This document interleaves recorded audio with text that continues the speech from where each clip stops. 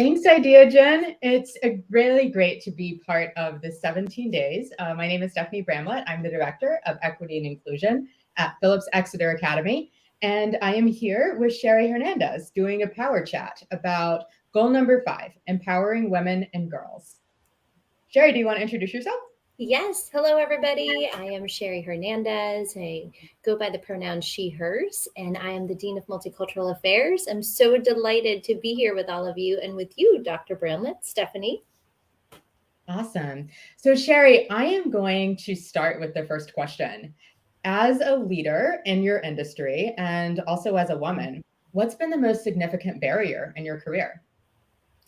Yeah, when I think about this question in my professional career in higher ed, I had always known that I wanted to have a family and become a mother. That has been one of my goals. And for me, now that I am a mother of a 5-year-old, I'm striking that balance between having my home life and investing in my child, my family, along with a very demanding job, both um, in the time that I spend at work and the emotional investment that I put in the students that I work with in their identity development and everything else.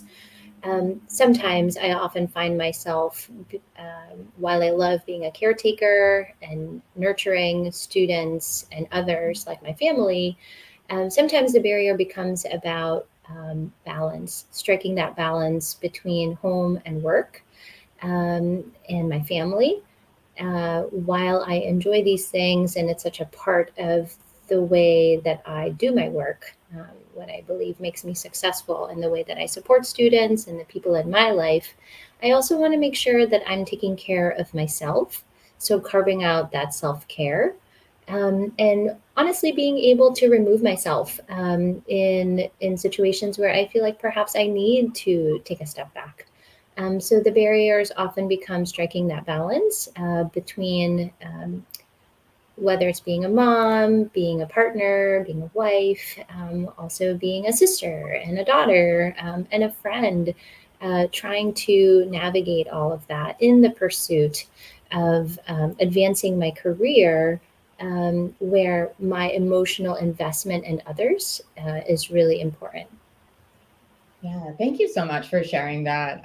We've talked a lot about just the identity labor that sometimes happens coming as we step into the room, being women, but then also being women of color, and the incredible amount of emotional labor, identity labor that it takes to navigate those spaces. Sometimes it's like there's a plate that's really, really tiny, and we're just trying to fill it up with so much stuff. Yeah, absolutely. Thank you for saying that. That was a great summary. So, Stephanie, I have a question for you.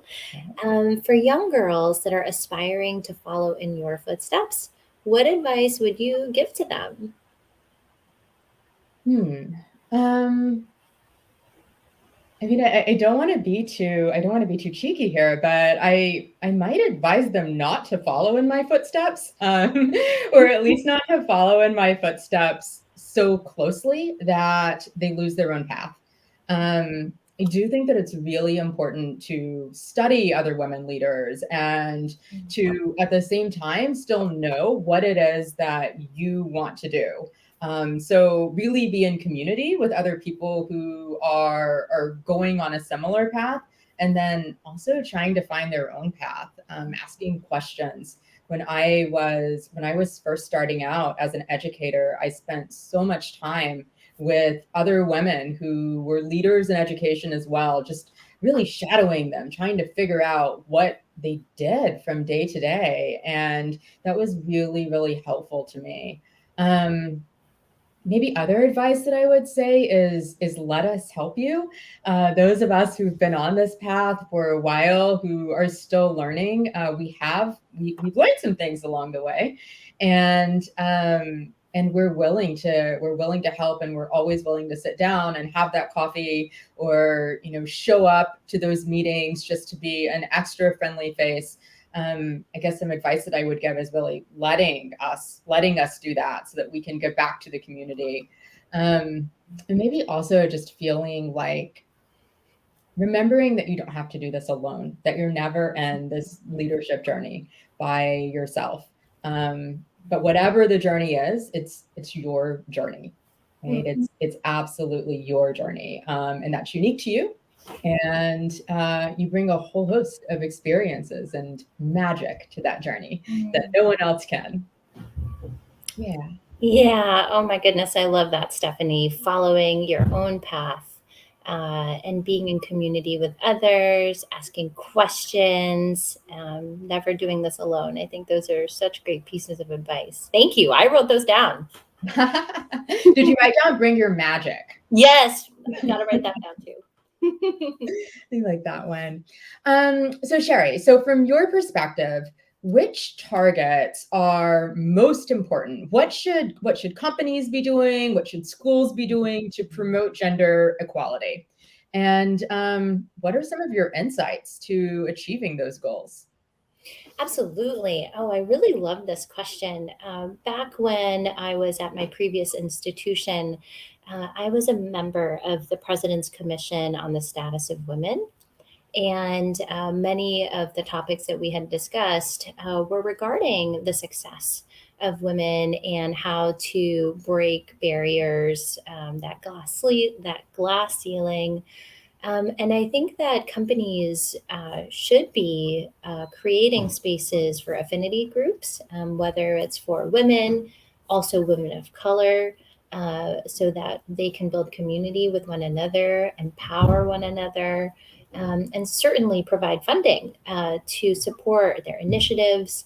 And that it's not simply just a group of people gathering together to talk about ideas, perhaps sharing similar issues and all of that, but also giving them some agency and influence in addition to financial support. So I think that having that particular group weigh in on the strategic planning, where the company is heading, is so critical. So not only that, but I really love this notion of just having the spaces together and having influence in that way. For some, it will be just a place to be with others, and for some, they will want some action and giving everybody the space to do all of that as well. So those are the immediate things that come to my mind. What do you think, Stephanie? Anything Yeah. you to add? Well, one of the things that I really like about what you said is just recognizing that there are going to be people who take different things out of that space and who want different things out of that space. But the thing that, companies or schools can really do is to provide that space, and then the group takes out of that space what they need. Yeah. I think one of the things that I was thinking about was just the recognition that women, and I'll add non-binary people here as well, want the very same things that men want as well. We want our work respected, right? We want to we want our work acknowledged. We want to be paid for our work, the visible work and the invisible work. Yes. Right? So when I just think about, what are the ways that we can get to that gender equity, a lot of it is dismantling the systems that prevent that gender inequity, right? And recognizing whether those systems are implicit or whether those systems are explicit, and then really working hard to dismantle them and to replace them with something that is more equitable. So, we've come a long way from where it's no longer legal in most places to say we pay women less than we pay men. Like, you can't just come out and say that, right? But we do also have to recognize that when we have a compensation structure that privileges seniority, and we're doing the same thing there as saying that, people who weren't here for 50 years ago aren't able to achieve the same level of compensation at a company. So I think and that's just a small example of the ways that we can dismantle some structures structures for people who are parents, right? The labor that is expected, structures for, certainly making sure that people feel comfortable in their workplace, that Yeah. women and non-binary people are feeling there. So I always go to the structures. I'm a sociologist, as you know. No, I think that's a great one. And for me, I certainly do not take for granted at all the things that I have been able to take advantage of here at Phillips Exeter Academy as it relates to the supporting of me as a mother and also working a working mother. So having the flexibility in my schedule at the time when I was breastfeeding, being able to take time out of my workday to do that, to have the space to do that, to have a daycare right on our campus. So all of those things, while they're specifically to me as a woman, that has been so critical in my ability to succeed in my work, as well as cater and take care of my child. So that has been so big. Yeah. So, Stephanie, I'd love to ask you another question. Did you draw any of your inspiration from women leaders in your field that came before you? And if so, who were they? Ooh, do I get to name people here? Yes. Oh my gosh. So many, so many. I'll name Linda Carter Griffith at Phillips Andover. She's known me since I was 19 years old, and I have just been watching the way she leads there, the way she cares for her community for nearly 2 decades now. Absolutely fantastic. I feel incredibly privileged to be in a similar role as her at Phillips Exeter now. So that's been really nice, just coming full circle. I'll name my mentor, Dr. Carrie Moorhead. She's the dean of the graduate school at the University of New Hampshire. And Dr. Moorhead is really the one who taught me how to invest in people. Um, she really taught me that you can trust a young grad student. When you trust people, they become trustworthy, right? So I really just learned this model of distributed leadership from her, and she taught me how to claim the microphone, and then she also taught me how to pass the microphone. And I think about my mom. My mom has been an absolutely incredible inspiration to me. She's been sort of quietly Mama Dot. Mama Dot gets talked about a lot. She's been just quietly kind of pushing her little neighborhood church community to be more inclusive and more understanding of all people. And I am just constantly drawing inspiration from her and just learning new things from her and from all the women in my life. I'm really lucky to have them. And it's so, I'm like smiling talking about it. It's so great. Feel it. I feel their energy emoting from you and the way that you're talking about them. They run through me. Yeah. Sherry, can I ask you the same question? Who's Yeah. inspiring you? Oh my gosh. So, as I was hearing you talk about these incredible women, I have to say that I've been raised by three women. Growing up, I grew up in a big family, and I was the youngest for a long time until my little brother came along. But my mother, she has always modeled how to strike that balance between work and being a mom and raising a family. And I would honestly say, like, when I'm on the phone, I feel like I learned my mom's demeanor and the way that she engages with people on the phone. I had always been so impressed by that, listening to her growing up. So I, believe it or not, I want to make sure I tell her this, that I've learned so much from listening to her. And my sisters, my gosh, my eldest sister, who would do worksheets after school with me to quiz me. And my other sister, who really made me tough, although I'm a very soft and sensitive person. She just tells me how the world is. So it's really been that balance of like the confidence that I've been cultivated, or the confidence that they've cultivated in me to really be brave in difficult spaces and to know that I'll be okay. I might not always know the answers, when I go into a situation, but they've allowed me to trust myself, which I think is huge. So, yeah, I think that's really big.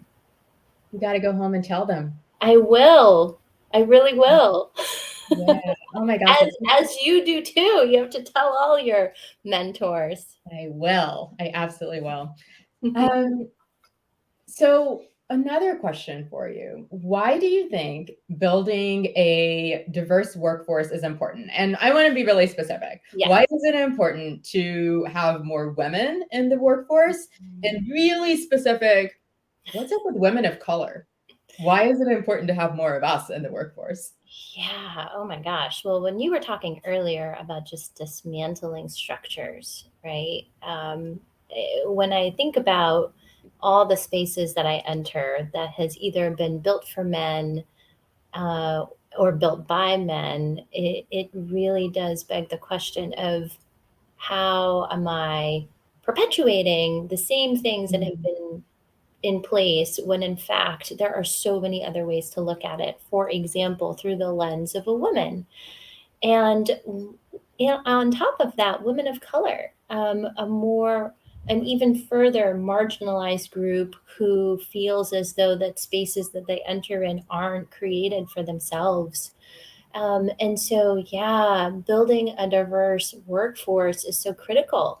We always talk about the diversity of perspectives. However, I think it goes beyond that. We need not only perspectives, but also to act upon and move upon through the lenses and ideas of folks who have been marginalized and not always are in the places to have influence and create change that truly can be a benefit for all. And so, yeah, I think about that a lot. I'd love to ask you that question too, Stephanie. Why is it important to build a diverse workforce? Yeah, everything you just said, for all of the reasons that you just said. We've always been here. We have always been here, and we have always been working, even in the ways that are not visible. I think that it's now that we're starting to tend to this need with urgency, and I'm really glad that is the case. But we haven't gone anywhere. We've always been here.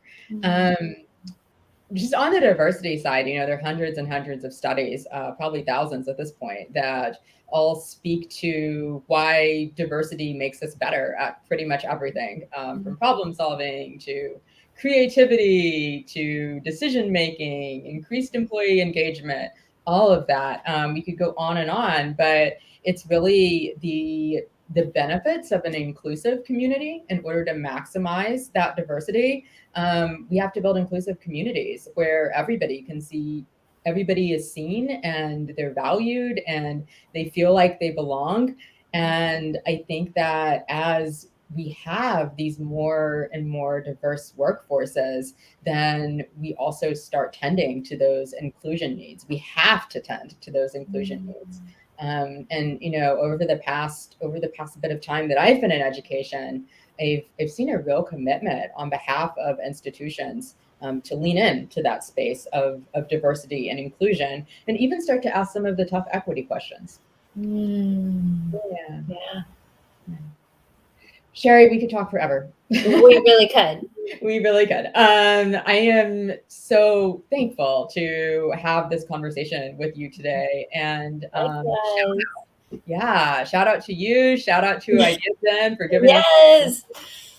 This is great. Thank you so much. Yes, thank you, Ideagen. It was so lovely to spend time with you, and of course with you, Stephanie, as always. Always a pleasure.